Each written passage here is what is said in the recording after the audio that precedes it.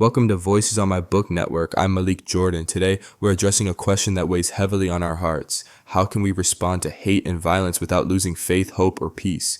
Recent tragedies, including the Minnesota shooting, remind us how quickly fear, anger, and despair can take hold. But the Bible gives us guidance on responding in ways that heal rather than harm.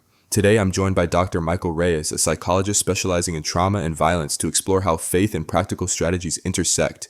Dr. Reyes, thank you for joining us. To start, can you help us understand why hate and violence take root in communities? Thank you, Malik. Violence is rarely random. It often stems from unresolved trauma, systemic inequality, and social pressures. Spiritually, we know evil influences hearts, but socially, lack of support, fear, and anger create cycles that keep violence alive. Understanding these roots is the first step toward meaningful intervention. And the Bible guides us to respond wisely. Romans 12:17-21 says, "Do not repay anyone evil for evil. Do not be overcome by evil, but overcome evil with good." How do you see this playing out in communities psychologically? When victims or witnesses respond with revenge, the trauma often multiplies.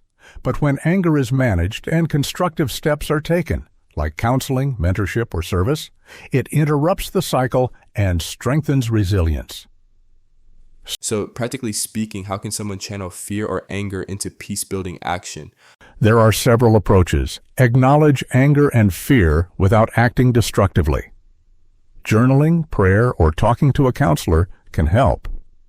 Mentorship, volunteering, or joining faith-based initiatives provides purpose and counters isolation. Demonstrate peaceful responses in daily life. Your words and actions influence others. Tiffany Seeking Peace emphasizes these strategies. Faith isn't just a comfort, it's a guide for action. Exactly. When spiritual guidance meets psychological support, people are empowered to respond to hate without becoming victims of it themselves. Cycles of violence often repeat across families and communities. How can believers help break these patterns? It starts with small, intentional acts. Engaging youth with mentorship programs. Promoting dialogue that bridges divides, supporting trauma-informed initiatives in local neighborhoods. Faith and psychology work hand in hand. Belief provides moral direction, while evidence-based practices provide tools to heal.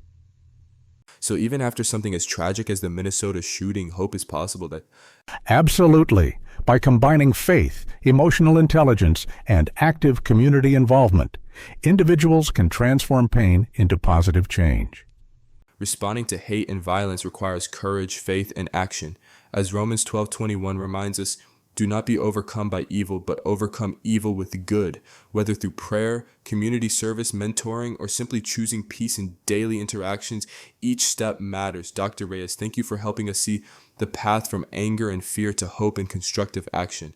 Thank you, Malik. I hope viewers feel empowered to respond with faith and wisdom. Thank you for joining us on this special report. I'm Malik Jordan, reminding you that even in the face of hate and violence, God calls us to respond with good courage and love.